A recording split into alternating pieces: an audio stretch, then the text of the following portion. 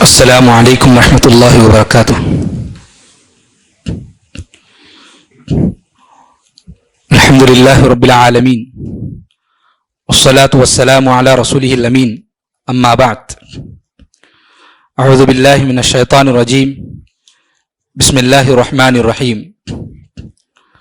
وَأَنفِقُوا مِمَّا رَزَقْنَاكُم مِّن قَبْلِ أَن يَأْتِيَ أَحَدَكُمُ الْمَوْتُ فَيَقُولَ رَبِّ لَوْلَا أَخَّرْتَنِي إِلَىٰ أَجَلٍ قَرِيبٍ فَأَصَّدَّقَ وَأَكُن مِّنَ الصَّالِحِينَ۔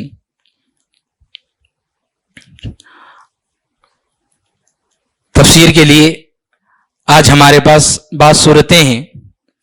ان صورتوں کے درمیان ایک صورت ہے سورۃ المنافقون۔ سورۃ المنافقون کے آخر میں ایک آیت ہے۔ اس آیت سے انشاءاللہ آج ہماری شروعات ہوگی، کیونکہ آج ہمارے پاس ایک اعلان ہے۔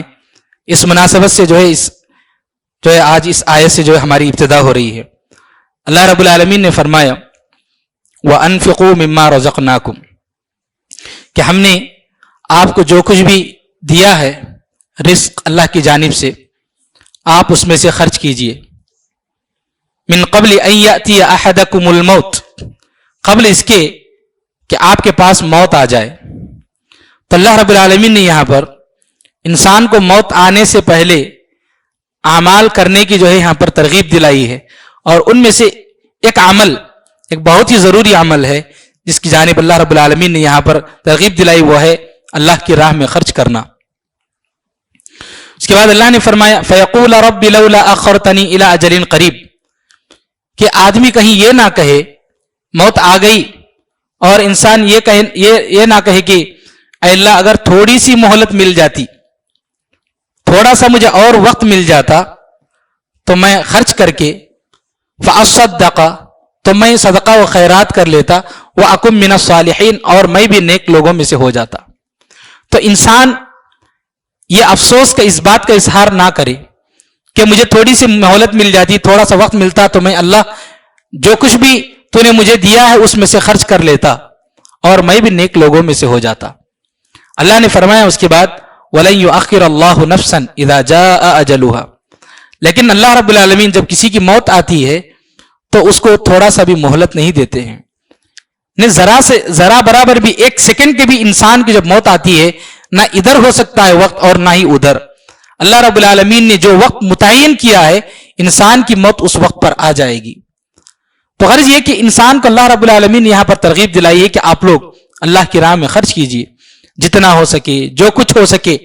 انسان کو اللہ رب العالمین نے یہ نہیں کہا کہ ہم کو اگر ہم نے زیادہ دیا ہے تو آپ زیادہ خرچ کرو، یا کم دیا ہے تو اس میں بھی زیادہ خرچ کرو، اللہ نے یہ نہیں کہا، بلکہ انسان کی اپنی استطاعت کے مطابق ہر انسان آگے بڑھ چڑھ کر حصہ لے، نیکی کے کاموں میں آگے بڑھے۔ انبیاء کرام کی صفت رہی ہے، اللہ تعالیٰ نے فرمایا انہم کانوا یسارعون فی الخیرات، کہ نیکی کے کاموں میں انبیاء کرام آگے بڑھ چڑھ کر کے حصہ لیتے تھے۔ حضرت ابو بکر صدیق رضی اللہ تعالیٰ عنہ اور حضرت عمر فاروق رضی اللہ تعالیٰ عنہ کے درمیان مسابقہ چلتا ہے نیکی کے کاموں میں کہ میں زیادہ۔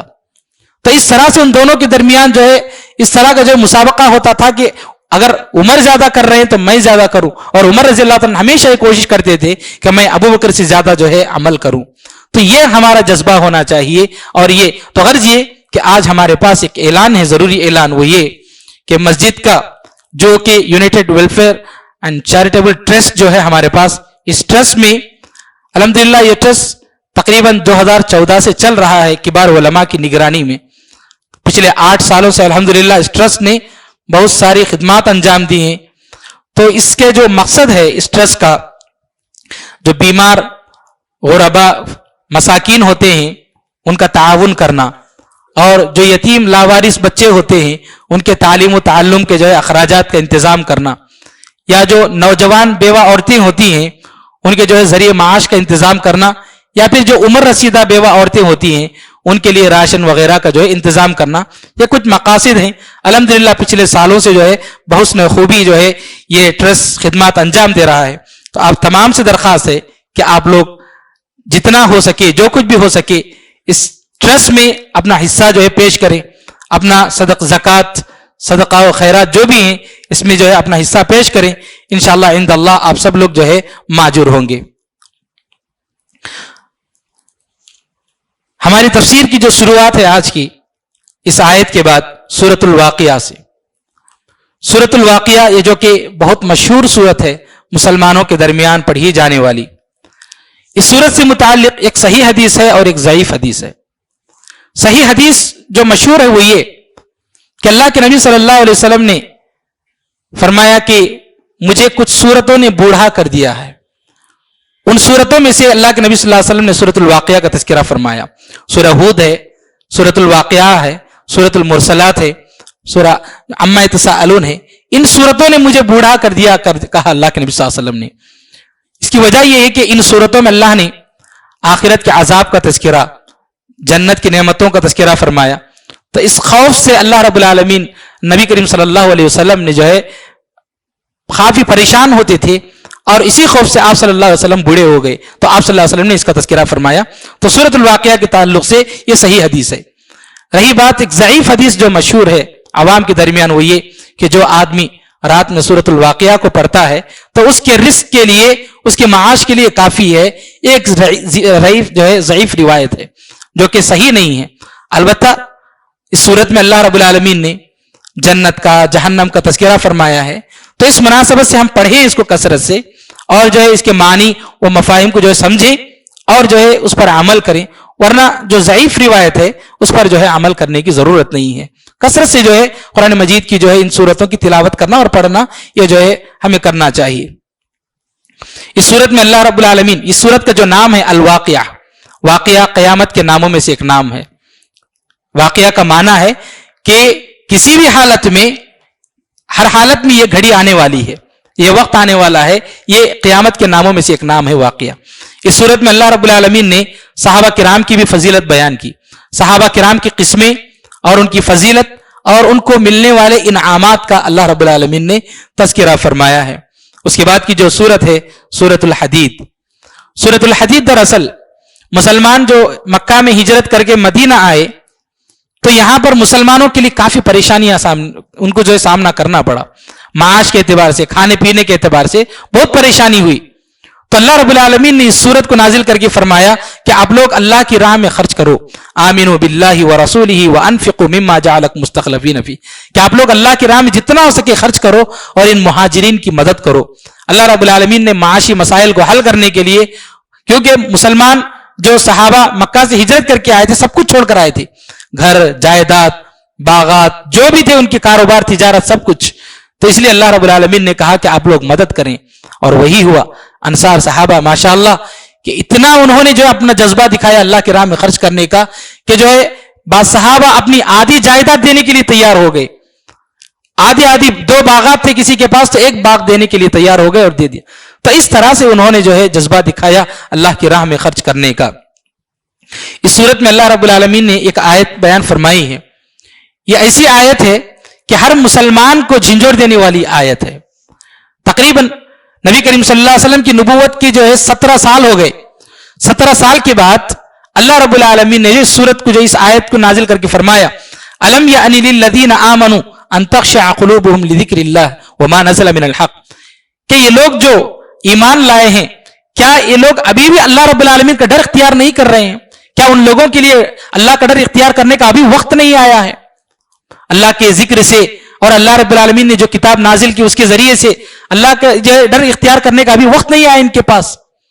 تو یہ ہر انسان کو جو ہے سوچنے پر مجبور کر دینے والی۔ کیا مطلب یہ کہ انسان جو کچھ بھی گناہ کر رہا ہے اس گناہ سے بچے، اللہ کا ڈر اختیار کرے۔ ہم مسلمان ہو گئے، مسلمان کے گھر میں پیدا ہو گئے، ہمارے ماں باپ مسلمان، ہم مسلمان، نام عبداللہ ہے، عبد الرحمن ہے یا کچھ بھی ہے، لیکن بس ایسے ہی زندگی گزار رہے ہیں، لیکن بہت سارے گناہ کرتے جا رہے زندگی میں۔ کیا ابھی بھی ہمارے پاس وقت نہیں آیا کہ ہم اللہ سے ڈریں اور ان گناہوں سے بچیں؟ فضیل ابن عیاض رحمہ اللہ ایک بہت بڑے امام ہیں، بہت بڑے عالم دین ہیں، وہ اپنا واقعہ بیان کرتے ہوئے کہتے ہیں، یہ حدیث کی کتابوں میں ان کا نام لکھا جاتا ہے، بہت بڑے عالم دین ہیں، بڑے محدثین اور مفسرین ان کا حوالہ دیتے ہوئے نام لکھتے ہیں۔ یہ پہلے جو ہے بڑے ڈاکو تھے اور چور تھے۔ یہ بیان کرتے ہیں کہ جب کبھی کوئی قافلہ گزرتا تو میں اس پر حملہ کرتا اور ان کا مال چراتا، گھروں میں جاتا اور چوری کرتا۔ تو ایک رات میں یہ گھر گیا چوری کرنے کے لیے، تو میں نے دیکھا کہ ایک آدمی جو ہے نماز پڑھ رہا اور نماز میں جو ہے اس سورت کی تلاوت کر رہا تھا، سورۃ الحدید کی، اور وہ اس آیت کو اس نے پڑھا، الم یأن للذین آمنوا ان تخشع قلوبہم لذکر اللہ، کیا ان لوگوں کے لیے اللہ سے ڈرنے کا ابھی وقت نہیں آیا؟ تو جیسے ہی میں نے اس آیت کو سنا میں نے کہا اللہ میں ڈر گیا، میں ڈر گیا۔ اس کے بعد انہوں نے توبہ کی اور وقت کے ایک بہت بڑے امام بن گئے اور وہ وقت کے جو ہے بہت بڑے عالم دین بن گئے۔ تو اس طرح سے ہر انسان کو جو ہے اپنے جائزہ لینا چاہیے، اور جو کچھ ہم گناہ کر رہے ہیں ان گناہوں کو ہم چھوڑ دیں۔ انسان کے لیے وقت نہیں ہے، کب انسان کا وقت آ جائے گا جانے کے لیے انسان کے پاس کوئی گارنٹی نہیں ہے، اس لیے ہمیشہ تیار رہنا چاہیے۔ توبہ کر لیں ہم، اور جو کچھ گناہ کر رہے ہیں ان گناہوں کو چھوڑ دیں، وہ اس آیت سے ہمیں معلوم ہوتا ہے۔ اس کے بعد کی جو سورت ہے سورۃ المجادلہ، اس سورت میں دراصل حضرت خولہ رضی اللہ تعالیٰ عنہ کا واقعہ بیان کیا گیا کہ ان کے شوہر نے ان سے کہا کہ غصے میں تھے ان کے شوہر، اور انہوں نے کہا کہ آپ میری ماں کی طرح ہیں، اپنی بیوی سے کہا۔ اور عرب میں پہلے سے ایک روایت چلی آ رہی تھی کہ اگر کوئی آدمی اپنی بیوی کو یہ بات کہہ دے کہ تم میری ماں جیسی ہو تو پھر وہ جو ہے اس پر حرام ہو جاتی تھی، وہ ماں کی طرح جو ہے حرام ہو جاتی تھی، اس طرح روایت چلی آ رہی تھی۔ خولہ رضی اللہ تعالیٰ عنہ پریشان ہو گئی کہ میں کیا کروں، میرے بچے بھی ہیں۔ تو نبی کریم صلی اللہ علیہ وسلم کے پاس وہ گئیں، نبی کریم صلی اللہ علیہ وسلم بیٹھے ہوئے تھے، انہوں نے آپ کے کان میں آہستہ سے یہ بات کہی کہ اس طرح کا معاملہ پیش آیا، کیا کریں؟ تو اللہ رب العالمین نے ان کی بات کو نقل کرتے ہوئے فرمایا قد سمع اللہ قول التی تجادلک فی زوجہا وتشتکی الی اللہ، کہ اللہ رب العالمین نے ان کی بات کو سن لیا جو کہ انہوں نے اپنے شوہر کے بارے میں جو بھی شکایت کر رہی تھی جھگڑے سے متعلق، اور اللہ رب العالمین نے ان کی بات کو سن لیا۔ تو اللہ رب العالمین نے اس کے بارے میں حکم نازل کیا کہ جو لوگ اپنی بیویوں کو ماں کہہ کر جو ہے قرار دیتے ہیں اور یہ سمجھتے ہیں کہ وہ حرام ہو جائیں گی، ایسا نہیں ہوگا۔ حرام وہی عورت ہوتی ہے، ماں وہی ہوتی ہے جس نے اسے جنم دیا ہے، تو وہی ماں ہوتی ہے، ورنہ جو ہے وہ اس کی ماں نہیں ہوتی اور وہ حرام نہیں ہوتی۔ البتہ اللہ نے فرمایا کہ ایک گناہ ہے، یہ غلط بات ہے، یہ جو ہے ایسا نہیں ہونا چاہیے۔ تو ایسا آدمی اگر کوئی آدمی کہہ دیتا ہے کسی بیوی کو غصے میں آ کر کے جو ہے تم میری ماں کی طرح ہو، تو اس کے لیے اللہ رب العالمین نے یہاں پر جو ہے کفارہ ادا کرنے کا حکم دیا۔ اس کو زہار کہتے ہیں، ماں کو بیوی کو جو ہے ماں قرار دینا، اس کو زہار کہتے ہیں۔ اللہ رب العالمین نے فرمایا اگر کوئی کہتا ہے تو پھر اس کے لیے کفارہ ہے۔ کفارہ کیا ہے؟ یا تو اس کو غلام آزاد کرنا ہوگا، ایک غلام، اگر وہ آزاد نہیں کر سکتا ہے تو اللہ نے فرمایا اس کو جو ہے مسلسل 2 مہینے روزے رکھنے ہوں گے۔ اگر وہ بھی نہیں رکھ سکتا ہے تو پھر اس کو ایسی صورت میں 60 مسکینوں کو کھانا کھلانا ہوگا۔ تو اللہ رب العالمین نے دیکھیے انسان کے لیے یہاں پر کفارہ ادا کرنے کا بطور جو ہے کفارہ، یہ کیوں؟ انسان اپنی زبان کی حفاظت کرے۔ انسان غصے میں جب آ جاتا ہے تو کچھ بھی کہہ دیتا ہے، کچھ بھی کر دیتا ہے، انسان اپنے غصے کو کنٹرول کرے، اسی لیے اللہ رب العالمین نے یہاں پر اس کے لیے کفارہ مقرر کیا ہے۔ انسان کے لیے غصہ ایک ایسی خطرناک چیز ہے کہ انسان جب غصے میں آتا ہے تو اپنی بیوی کو بعض اوقات طلاق بھی دے دیتا ہے، غصے کی حالت میں انسان کسی کا قتل بھی کر دیتا ہے، غصے کی حالت میں انسان کچھ بھی نقصان کر سکتا ہے اپنے آپ کا۔ اس لیے انسان کو جو ہے اپنے غصے پر کنٹرول کرنا چاہیے۔ اسی لیے اللہ کے نبی صلی اللہ علیہ وسلم نے فرمایا لیس الشدید بالسرعہ، کہ وہ آدمی پہلوان نہیں ہے جو ہے جھگڑے کرتا ہے۔ انما الشدید الذی یملک نفسہ عند الغضب، وہ آدمی حقیقی معنوں میں پہلوان ہے جو غصے کے وقت اپنے آپ کو کنٹرول کرتا ہے، اپنے غصے کو کنٹرول کرتا ہے، وہ حقیقی معنوں میں پہلوان ہے کہ اللہ رب العالمین نے انسان کو اس لیے چاہیے کہ اپنے غصے کو کنٹرول کرے۔ اسی لیے نبی کریم صلی اللہ علیہ وسلم نے فرمایا کہ اگر آپ کو غصہ آئے تو فوراً تعوذ پڑھ لیا کریں، اعوذ باللہ من الشیطان الرجیم پڑھیں، یا پھر کہ انسان جو ہے غصہ آئے تو جو پوزیشن ہے اس کی، اگر وہ بیٹھا ہوا ہے تو کھڑا ہو جائے، کھڑا ہوا ہے تو لیٹ جائے، لیٹا ہوا ہے تو بیٹھ جائے، اپنی پوزیشن چینج کرے، اس سے انسان کو جو ہے غصے میں کنٹرول ہوتا ہے۔ تو غرض یہ کہ انسان کو جو ہے اپنے غصے کو کنٹرول کرنا چاہیے، ورنہ اس سے بہت سے حادثات اور نقصانات ہو سکتے ہیں۔ تو غصے میں آ کر کوئی آدمی اپنی بیوی کو یہ کہہ دیا تو پھر اس کے لیے یہ کفارہ ہے، یہ اللہ رب العالمین نے جو اس بات کا تذکرہ فرمایا۔ اس کے بعد اس صورت میں اللہ رب العالمین نے مجلس کے آداب بیان فرمائے ہیں۔ کسی مجلس میں ہم بیٹھے ہوئے ہیں، 4-5 لوگ بیٹھے ہوئے ہیں، اگر ہم سرگوشی کر رہے ہیں، کان میں بات کر رہے ہیں آہستہ سے، اگر بات کر رہے ہیں تو اللہ نے فرمایا اذا تناجیتم فلا تتناجوا بالاثم والعدوان ومعصیۃ الرسول، کہ سرگوشی آپ گناہ کے بارے میں یا کسی کے خلاف دشمنی کے بارے میں یا رسول کی نافرمانی کے بارے میں کان پھوسی نہ کریں، سرگوشی نہ کریں۔ وتناجوا بالبر والتقوى، اگر نیکی اور پرہیزگاری کے معاملے میں جو ہے کان میں آہستہ سے باتیں کر رہے ہیں کسی ضروری کام، کسی اچھے دین کی کام کے بارے میں، تو پھر اس میں کوئی مسئلہ نہیں ہے۔ نبی کریم صلی اللہ علیہ وسلم کی حدیث کیا اس معاملے میں؟ اللہ کے نبی صلی اللہ علیہ وسلم نے فرمایا آپ کسی مجلس میں بیٹھے ہوئے ہیں اور مجلس میں 3 لوگ بیٹھے ہوئے ہیں، تو 2 لوگ آپس میں جو ہے سرگوشی نہ کریں، تیسرے کو چھوڑ کر کے 2 لوگ جو ہے آپس میں سرگوشی کام جو باتیں آہستہ سے کرنا، اللہ کے نبی صلی اللہ علیہ وسلم نے اس سے منع فرمایا، کیونکہ اس سے تیسرے آدمی کو تکلیف ہوتی ہے۔ ہاں اگر 3 سے زیادہ لوگ مجلس میں بیٹھے ہوئے ہیں تب جو ہے کان میں آہستہ سے کسی ضروری کام کے بارے میں، جیسا کہ اللہ کے نبی اللہ تعالیٰ نے فرمایا کہ اگر نیکی کے بارے میں، تقوی کے بارے میں، دین کے معاملے میں اگر بات کر رہے ہیں آپ تو کوئی حرج کی بات نہیں ہے۔ تو یہ جو ہے ہمیں بات اس سے معلوم ہوتی ہے۔ اس کے بعد اللہ رب العالمین نے ایک اور بات یہاں پر بیان فرمائی، وہ یہ کہ جو لوگ اللہ کی مخالفت کرتے ہیں اور اس کے رسول کی مخالفت کرتے ہیں، اللہ رب العالمین انہیں دنیا میں بھی ذلیل کرے گا اور آخرت میں بھی ذلیل کرے گا۔ ان الذین یوادون من حاد اللہ ورسولہ، فرمایا کبتوا کما کبت الذین من قبلہم، کہ جو ان لوگوں کو ذلیل کیا جائے گا فرمایا۔ تو اس لیے انسان کو چاہیے کہ وہ محتاط رہے، اللہ کی مخالفت نہ کرے، رسول کی مخالفت نہ کرے۔ اس کے بعد کی جو سورت ہے سورت الحشر، اس صورت میں اللہ رب العالمین مجادلہ میں فرمایا کہ تم اللہ اور اس کے رسول کی مخالفت کرو گے تو تمہیں ذلیل کیا جائے گا۔ سورت الحشر کی ابتدا میں اللہ رب العالمین نے اس کے لیے مثال بھی دی کہ جو لوگ مخالفت کرتے ہیں انہیں ذلیل کیا جائے گا۔ اس کی مثال یہ دی ہے کہ یہودی جو لوگ تھے، یہ لوگ اصل میں فلسطین میں رہتے تھے۔ فلسطین میں ان کے باپ داداؤں نے کہا کہ دیکھیے ایک نبی آنے والا ہے، تو آپ لوگ جائیے اس نبی کی تلاش کیجیے۔ تو یہودی فلسطین چھوڑ کر کے مدینہ آئے اور مدینے میں رہنے لگے، نبی کا انتظار کرنے لگے۔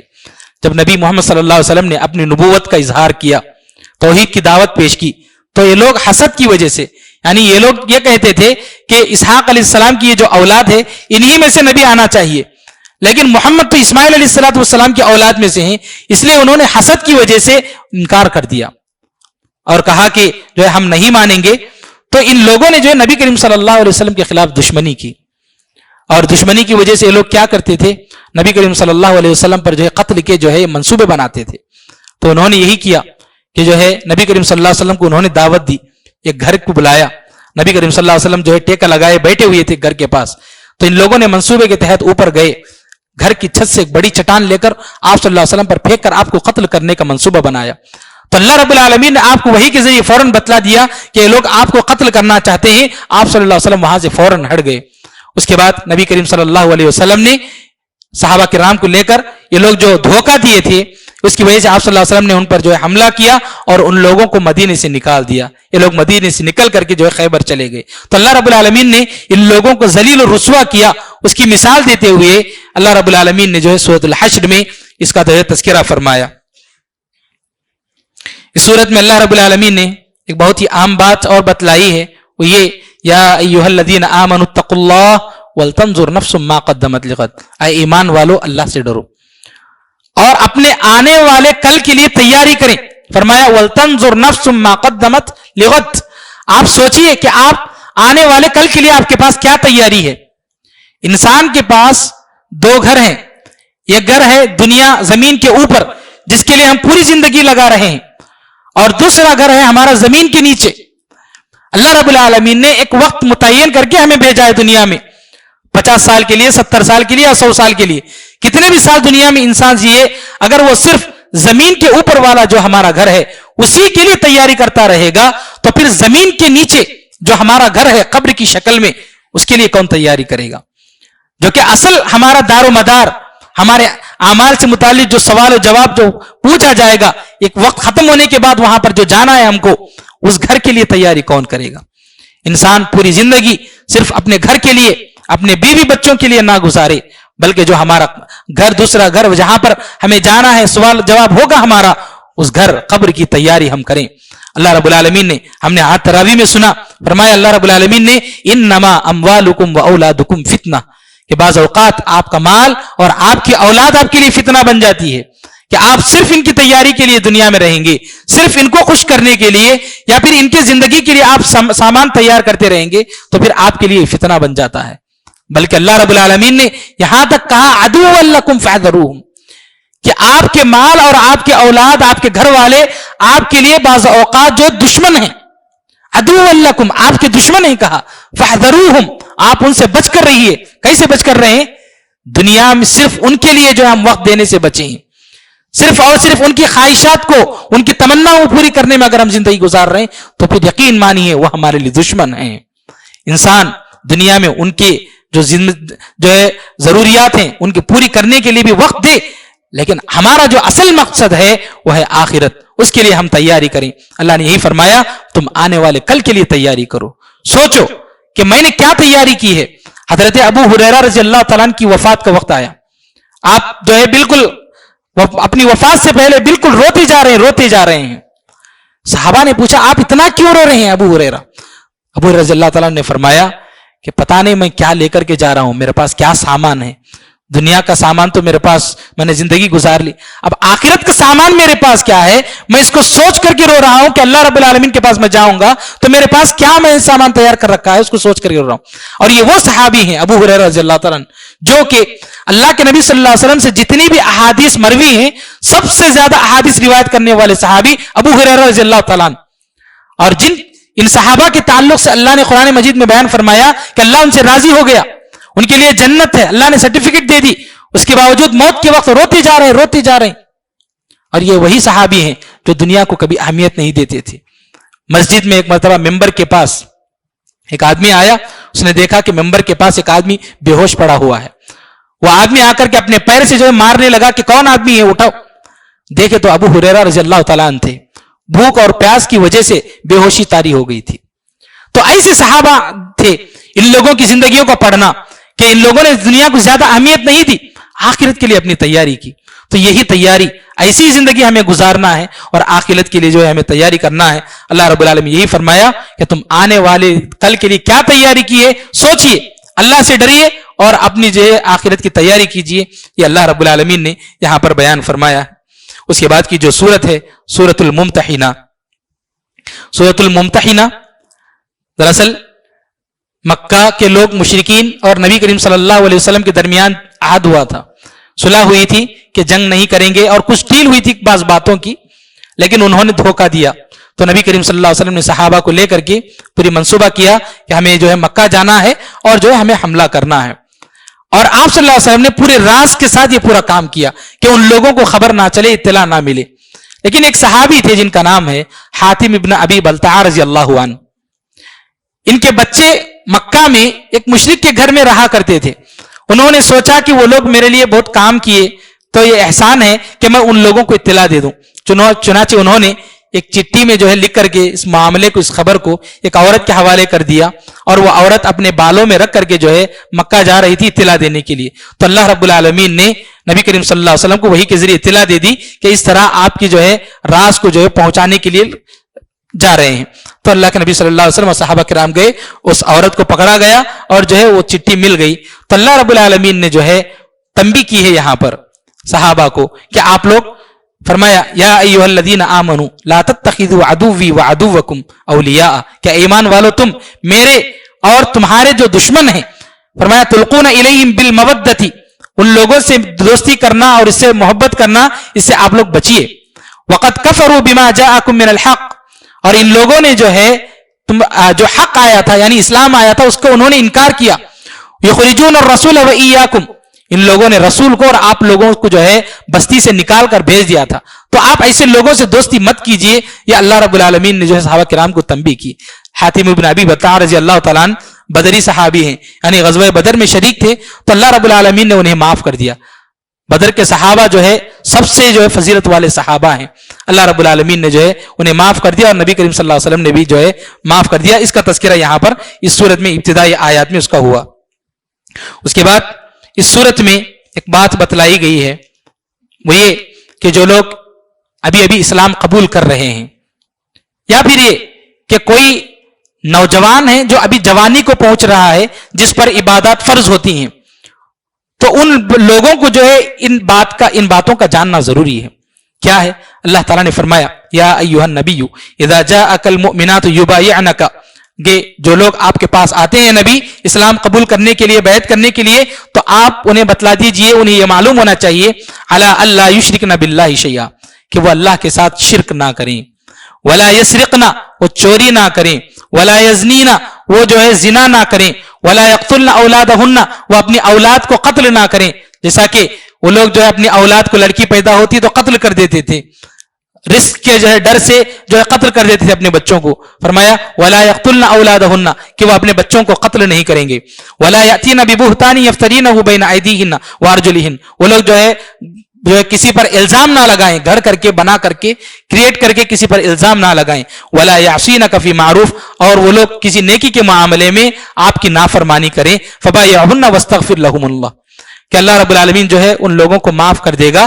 تو یہ اللہ رب العالمین نے بیان فرمایا۔ تو غرض یہ کہ اگر کوئی اسلام قبول کر رہا ہے تو وہ ان باتوں کو جانے اور ان لوگوں کا عہد کرے کہ جو ہے میں یہ کام نہیں کروں گا، اور جو ہر مسلمان کو بھی یہ بات جاننی ہے کہ جو بھی بچہ جوان ہوتا ہے تو جوان ہونے کے وقت اس پر جو عبادات فرض ہوتی ہیں، ان ساری چیزوں کو اس کو جاننا ضروری ہے، اس کی تعلیم ماں باپ کو دینے کی ضرورت ہے کہ جو ہے تم یہ کام نہیں کرو گے، یہ کام نہیں کرو گے، کیونکہ اللہ رب العالمین نے جو ساری باتیں بتلائی ہیں۔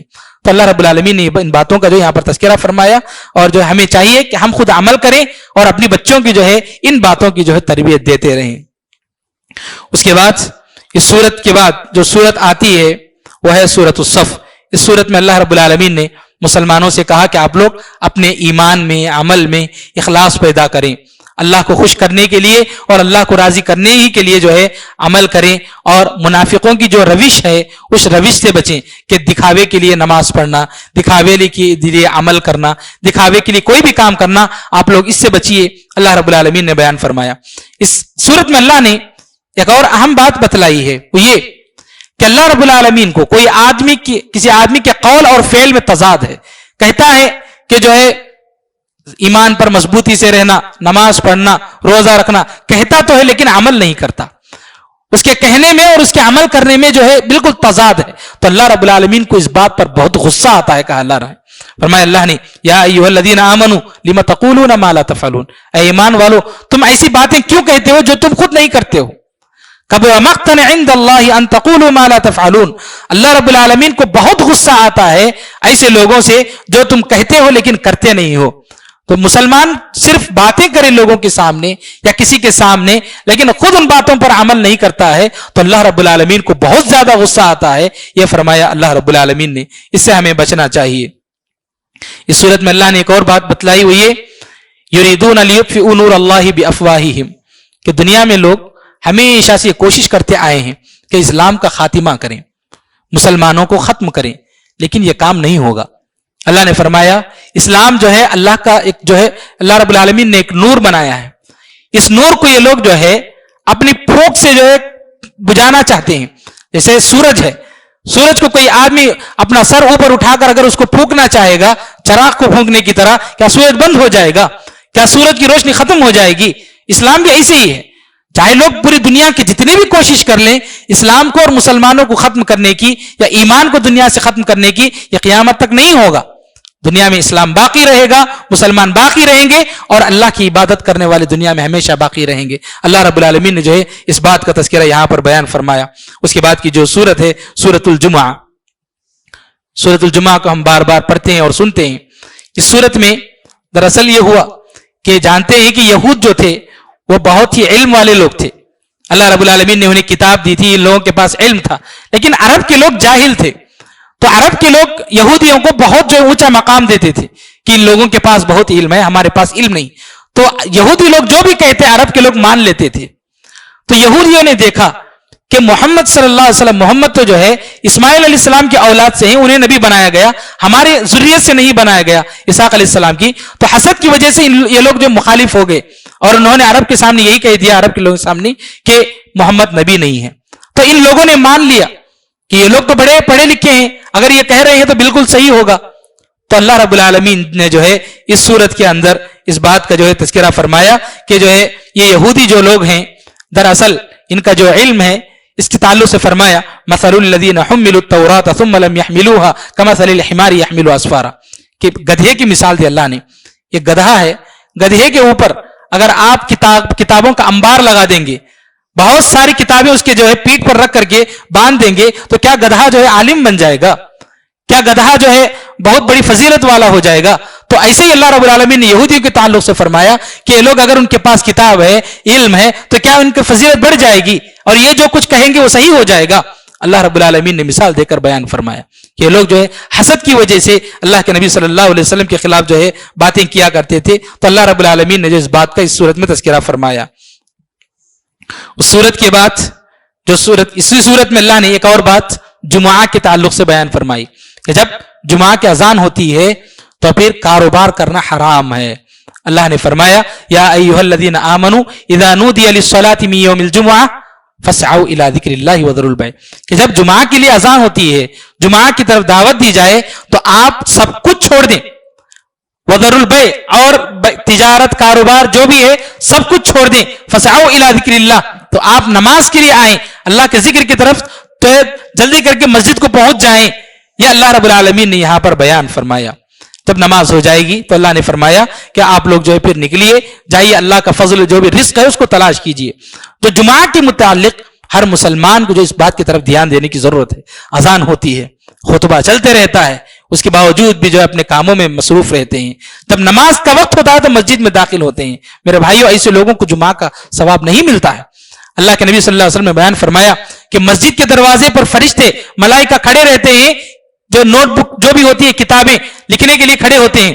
جو بھی آدمی امام کے خطیب کے ممبر پر بیٹھنے سے پہلے جو بھی آدمی مسجد میں آئے گا اس کا نام درج کر لیا جائے گا, اور جب خطیب جیسے ہی ممبر پر بیٹھ جائے گا فرشتے جو ہے کتاب بند کر دیتے ہیں اور آ کر کے جو ہے بیٹھ جاتے ہیں, تو ان کا نام درج نہیں کیا جائے گا, اور انہیں جمعہ کا جو ثواب ملنا چاہیے وہ ثواب انہیں نہیں ملے گا.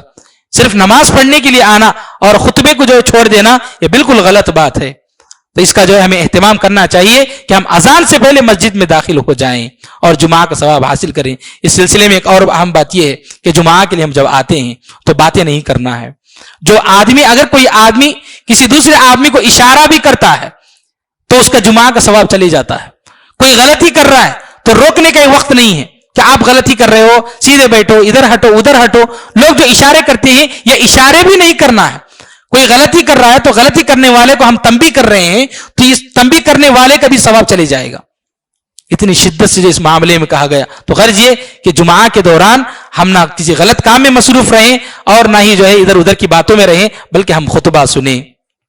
اس کے بعد کی جو سورت ہے سورت المنافقون. سورت المنافقون دراصل نبی کریم صلی اللہ علیہ وسلم صحابہ کرام غزوہ بنی مستلق ایک غزوہ تھا, کامیابی ملی. تو جنگ کے بعد صحابہ کرام اسی جگہ پر اپنے جو ہے جانوروں کو پانی پلانے کے لیے گئے. تو ایک مہاجر اور ایک انصاری صحابی دونوں گئے اور دونوں میں تھوڑا سا جھگڑا ہو گیا کہ پہلے میں اپنے جانور کو پانی پلاؤں گا, میں اپنے جانور کو. تو دونوں میں جھگڑا ہو گیا. اس کے بعد یہ جھگڑا بڑھتے گیا. تو مہاجر صحابی نے اپنے صحابہ کو بلایا, یعنی مہاجرین جو بھی تھے ان کو بلایا, اور انصاری صحابی نے اپنے لوگوں کو بلایا. تو ایک بڑی جنگ کی شکل اختیار کرنے والی تھی. اللہ کے نبی صلی اللہ علیہ وسلم نے آ کر فوراً رفع دفع کر دیا. اب اسی چیز کو ایڈوانٹیج کے طور پر لے کر عبداللہ ابن ابی ابن سلول جو کہ منافقین کا سردار تھا, اس نے دیکھا کہ یہی موقع ہے کہ مسلمانوں کے درمیان جو ہے میں نفرت ڈال دوں اور جو ہے جنگ چھیڑ دوں. اس نے کہا کہ یہ دیکھو مہاجرین جو کہ مکہ سے ہجرت کر کے آئے تھے, ہمارے مدینے کے جو لوگ ہیں ہمارے چند ٹکڑوں پر جو یہ پلے والے آج ہمارے اوپر ہی جو ہے آ رہے ہیں. اس طرح کی باتیں کہہ کر نفرت ڈالنے کی کوشش کی. ایک چھوٹا بچہ اس کی بات سن لیا, اس کی ایمانی غیرت جو ہے جاگ گئی, وہ گیا اور نبی کریم صلی اللہ علیہ وسلم کو اس کی اطلاع دے دیا. تو عبداللہ ابن ابی ابن سلول کو پتا چلا کہ نبی کریم صلی اللہ علیہ وسلم کو اطلاع ملی, تو وہ گیا اور جا کر اس نے بہت سارے جو قسمیں کھائی کہ اللہ کے نبی میں جو ہے کچھ نہیں کہا ہوں, یہ سب کچھ جھوٹ ہے جو آپ کے پاس پہنچا ہے, میں سچا مومن ہوں. یہ ساری باتیں اس نے پیش کرنے کی کوشش کی. تو اللہ رب العالمین نے سورہ منافقون نازل کی اور اس میں ان منافقین کے سارے راز اللہ رب العالمین نے کھول دیا. اللہ نے فرمایا اذا جاءک المنافقون, کہ آپ کے پاس منافقین آتے ہیں, کہتے ہیں نشہد انک لرسول اللہ, کہ ہم گواہی دیتے ہیں کہ آپ اللہ کے رسول ہیں. واللہ یعلم انک لرسول, اللہ جانتا ہے کہ آپ اللہ کے جو ہے اس کے رسول ہیں. واللہ یشہد ان المنافقین لکاذبون, اور اللہ اس بات کی بھی گواہی دیتا ہے کہ منافقون جو کچھ بھی کہہ رہے ہیں یہ سب جھوٹے ہیں, یہ جو ہے دکھاوا کر رہے ہیں. اللہ رب العالمین نے جو اس صورت میں ان لوگوں کا جو ہے راز تھا، ان سارے رازوں کو اللہ رب العالمین نے کھول دیا. اس کے بعد آخر میں 2 صورتیں ہیں. سورۃ الطلاق. سورۃ الطلاق جو ہے انسانی معاشرے کو جس طرح نکاح کی ضرورت ہے اسی طرح طلاق کی بھی ضرورت ہے. اللہ رب العالمین جو ہے جیسا نکاح انسان کو کرنا ہے، بعض اوقات انسان کی زندگی میں پریشانیاں آتی ہیں، مصیبتیں، کئی اسباب ہیں معاشرے میں، طلاق کی ضرورت پڑتی ہے. تو اس لیے اللہ رب العالمین نے طلاق کے بھی مسائل کو اس صورت میں پیش کیا تاکہ لوگ جو ہے ایسی زندگی نہ گزاریں کہ بہت ساری پریشانیاں، لڑائی جھگڑے، ہمیشہ جو ہے ایسی اگر زندگی نہیں گزارنا چاہتے ہیں تو ان کے سامنے طلاق کا ایک آپشن اللہ رب العالمین نے دے دیا. اس کے مسائل کو اللہ رب العالمین نے اس صورت میں بیان فرمایا. اس صورت میں ایک اہم بات اللہ نے بیان فرمائی، وَمَن يَتَّقِ اللَّهَ يَجْعَل لَّهُ مَخْرَجًا، کہ جو آدمی کسی بھی مصیبت میں ہو، کسی بھی پریشانی میں ہو، اگر وہ اللہ سے ڈرتا ہے تو اس مصیبت سے نکلنے کے لیے اللہ رب العالمین کوئی نہ کوئی راستہ نکال دیں گے. وَيَرْزُقْهُ مِنْ حَيْثُ لَا يَحْتَسِبُ، اگر اس کو پیسوں کا معاشی اعتبار سے کچھ تکلیف ہے، اس کو اللہ نے فرمایا اس کو ایسی جگہ سے اللہ رب العالمین رزق کا انتظام کریں گے کہ اس نے کبھی بھی سوچا بھی نہیں ہوگا، کبھی بھی سوچا نہیں ہوگا کہ مجھے اس جگہ سے رزق، اس جگہ سے مجھے پیسہ آنے والا ہے. اللہ پر بھروسہ کریں ہم کہ اللہ رزاق ہے، دینے والا ہے، تو اللہ رب العالمین کہیں نہ کہیں سے جو انتظام کر دیں گے. اللہ نے اس کا جو ہے بیان فرمایا. آخر صورت ہے، اس صورت میں اللہ رب العالمین نے بیان فرمایا کہ تم اپنے آپ کو جہنم سے بچا لو، اپنے گھر والوں کو جہنم سے بچا لو. ہم اپنے آپ کو بھی بچا لیں، اپنے گھر والوں کو بھی نصیحت کرتے رہیں، ایمان کی تعلیم دیں، توحید کی تعلیم دیں، نماز کی تعلیم دیں، شرک سے بچنے کی تلقین کریں. یہ باتیں جو ہے بتلائی گئی ہیں. آخری بات یہ ہے کہ قیامت کے دن انسان کا جو عمل ہے وہی کام آئے گا. اس کے تعلقات کسی بڑے آدمی سے ہیں، کسی بھی بڑے آدمی سے ہیں، تو اس تعلقات کی بنیاد پر وہ آدمی کامیاب نہیں ہوگا. یہ بتلایا گیا. مثال دی گئی نوح علیہ السلام اور لوط علیہ السلام کی بیویوں کے بارے میں کہ نوح کی بیوی کافرہ تھی، لوط علیہ السلام کی بیوی جو ہے کافرہ تھی. ان دونوں پیغمبروں کی بیویاں جو ہے کافرہ تھیں، لیکن ان کے شوہر نبی ہونے کی وجہ سے انہیں جو کامیابی نہیں ملے گی آخرت میں، اس کا اثر نہیں پڑے گا. اور ایک بات یہ بھی بتلائی گئی کہ اگر کوئی نیک عورت ہے یا نیک مرد ہے، اس کی شوہر یا اس کی بیوی اگر کافرہ ہے تو اس کی وجہ سے بھی اسے نقصان نہیں ہوگا. مثال دی گئی فرعون کی بیوی کے بارے میں، آسیہ کے بارے میں، کہ آسیہ انہوں نے اسلام قبول کیا، فرعون کی بیوی تھی، ایمان قبول کیا، لیکن فرعون چونکہ کافر تھا اس کی وجہ سے انہیں قیامت کے دن کچھ نقصان نہیں ہوگا. یہ باتیں جو ہے بتلائی گئی ان صورتوں کے اندر. رب العالمین سے دعا ہے کہ اللہ تعالی ہم سب کو اس قرآن کو ہمیں پڑھنے سمجھنے کی توفیق نصیب فرمائے، اللہ ہمیں اس پر عمل کرنے کی توفیق نصیب فرمائے. رب العالمین ہم جو بھی عبادتیں کر رہے ہیں اللہ ہماری عبادتوں کو قبول فرمائے، اللہ ہماری تلاوت کو قبول فرمائے، اللہ ہمارے روزوں کو قبول فرمائے، اللہ ہماری تراویح کو قبول فرمائے، اللہ ہمارے صدقات و خیرات کو قبول فرمائے. رب العالمین ہمارے گھروں میں، جن کے گھروں میں جو بھی پریشانیاں ہیں اللہ سب کی پریشانیوں کو دور فرمائے. رب العالمین جو بھی بیمار ہیں اللہ انہیں شفاء کاملہ اور عاجلہ عطا فرما. اللہ ہم میں سے جو بھی لوگ گزر چکے ہیں ہمارے مرحومین کی مغفرت فرما. رب العالمین ہم میں سے جو بھی قرض دار ہیں اللہ ان کے قرضے کو آسانی سے ادا کرنے کے اسباب مہیا فرما. رب العالمین جب تک ہم دنیا میں رہیں قرآن و سنت کے مطابق زندگی گزارنے کی توفیق نصیب فرما. جب موت آئے خاتمہ بالخیر فرما. آمین وآخر دعوانا الحمدللہ رب العالمین. ربنا تقبل منا انك انت السميع العليم وتب علينا انك انت التواب الرحيم برحمتك يا ارحم الراحمين والحمد لله رب العالمين.